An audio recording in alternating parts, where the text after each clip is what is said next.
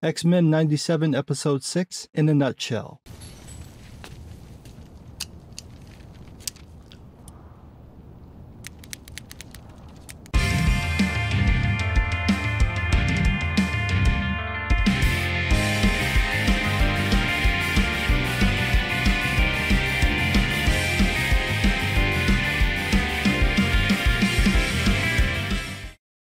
Episode 6 of X-Men 97 isn't bad, but as a follow-up to the last episode, it definitely falls short.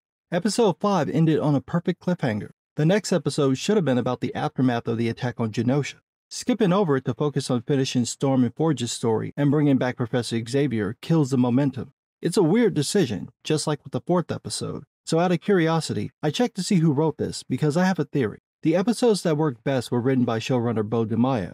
The ones that have narrative problems were written by someone else. Turns out that Charlie Feldman wrote this episode, and this was the third one she'd written. The other two were the 3rd and 4th episodes, which she co-wrote with Beau DeMaio. These are also the episodes that heavily condense storylines, but in the least cohesive way. I'm not familiar with Feldman, so I looked to see what else she'd worked on. She's written for kid shows, mostly The Owl House. I don't know about her X-Men bona fides, but from a writing standpoint, she doesn't seem to be as good as DeMaio at condensing long story arcs down to their basics. As an X-Men fan, I know what's being cut out, and as a general viewer, it also feels like the episodes are rushed. Episode 6 worked better than Feldman's previous 2 outings, so maybe her and DeMaio didn't vibe well. It seems like she's better on her own, but it's not that great, especially compared to the awesomeness DeMaio delivered with Episode 5. This episode wraps up the Storm and Forge arc and reintroduces Xavier so he can return to Earth. Unlike before, the Storm and Forge story is intercut with the Xavier story, so you get the sense of time passing, although it still blitzes through both of those arcs. The episode opens with Deathbird and the Shi'ar Imperial Guard taking down Ronan. If you've seen the MCU films or read the comics, this scene will make sense, but if you haven't, it's completely random, and the Imperial Guard is so vicious that it makes them look like villains. And this is keeping in mind the Imperial Guard's previous appearance in the show where they tried to kill the Phoenix. A messenger interrupts the battle with news from Lilandra. She's getting married to Charles Xavier.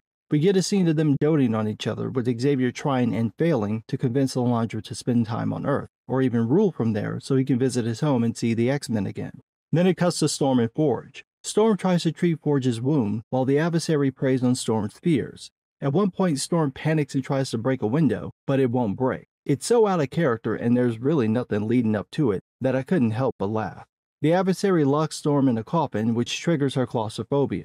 Forge comes in for the save, sealing the adversary away with magic, and then tells Storm that there's a way to cure him.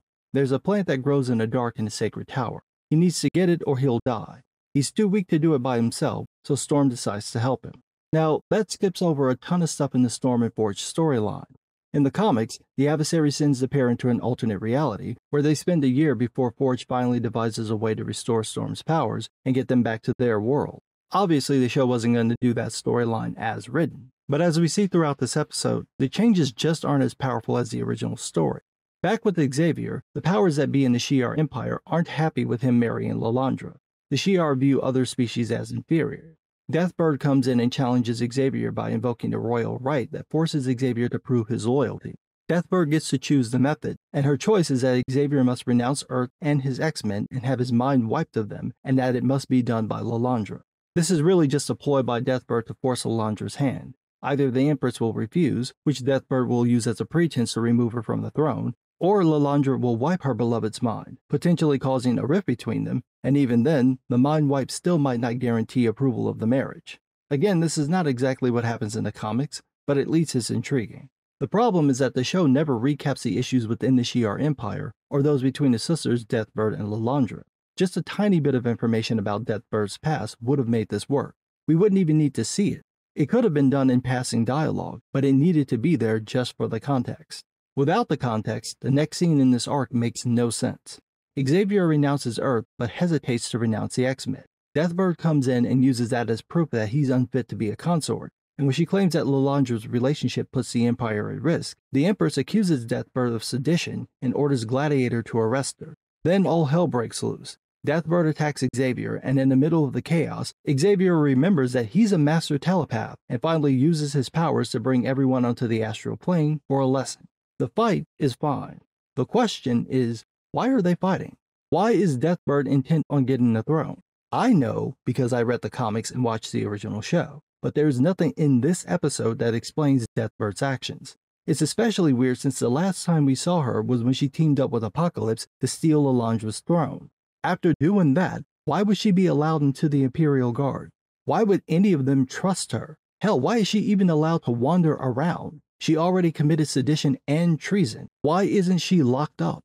The show explains none of this, but it really helped to know that info, especially since this is the kind of thing that someone like Lilandra or Xavier would use to try to argue against wiping Xavier's mind. Anyway, back on Earth, Forge and Storm make it to the Rock Tower. Storm is ready to find the plant, but Forge tells her that it's in a tiny crevice, and he knows how Storm feels about tight spaces.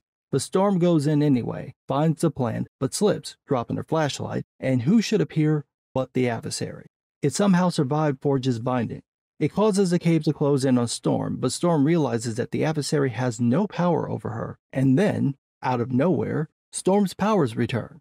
She blasts the adversary with lightning, making it disappear, and then goes off to do a Superman thing. This is literally just scenes from Man of Steel and the 80s Supergirl movie, and while I give the animation team credit for recreating these scenes, I have to ask a basic question. How in the hell does Storm get her powers back? There's this moment where Forge mentions that US soldiers used the caves during the Civil War, and then he tries to mention how his people believe the white man's lies about them before getting cut off. Storm references this idea of the lie right before summoning her powers, but I don't get how that has anything to do with the Executioner's weapon.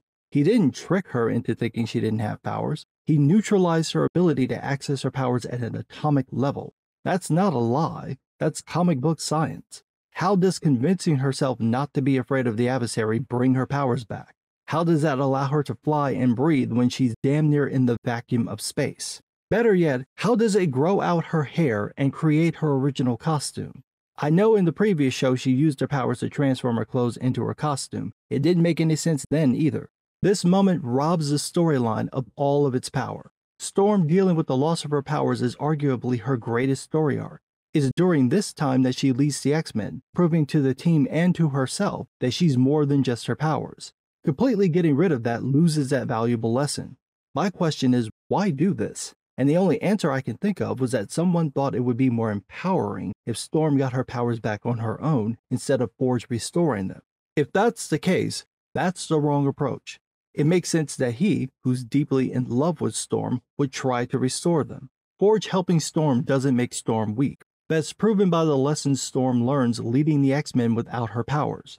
Her powers don't make her strong. Her character, her mindset, her courage, and fortitude make her strong. It would have been nice to see Storm dealing with the loss of her powers while leading the X-Men, especially in the aftermath of the attack on Genosha. In that context, Storm as a public figure would be walking, living proof of mutants' ability to overcome the cruelty of humans. That's just a missed opportunity.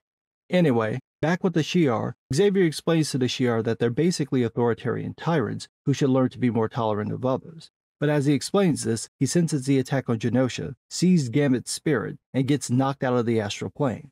He decides that he must go back to Earth and help the X-Men, even if it means leaving Lilandra. The episode ends with Bolivar Trask running away from someone, admitting that he gave them control over Master Mold, and pretending to be upset about the attack on Genosha. That someone? Mr. Sinister. Okay, that's a decent ending, and overall a decent episode, but as a follow-up to the epicness of episode 5, it just doesn't hold up. I would have rather seen the aftermath of the Genosha attack and then have this episode. Finding out that Sinister is behind the attack works. I'm still hoping though that there's something to do with Nimrod, Bastion, or Cassandra Nova, but we'll see. We're past the halfway point for the season, and for the most part, I'd say the show has been solid. There haven't been any really bad episodes. Episodes 4 and 6 are serviceable. They're not great, but they're not unwatchable or horrible either. The show hasn't gotten all preachy, nor has it avoided any touchy subjects. It has revealed who are the tourists and posers, the people who pretend to like the X-Men, but don't know anything about the stories, the characters, or the themes that drive them, and seem to actively hate all of those things. I'd say that X-Men 97 has proven itself a worthy successor to the original series. It's not perfect, but neither was the original show. If the series keeps episodes like 4 and 6 to a minimum, the only complaint to be had is that eventually the season must end. But what do I know? I'm just some guy.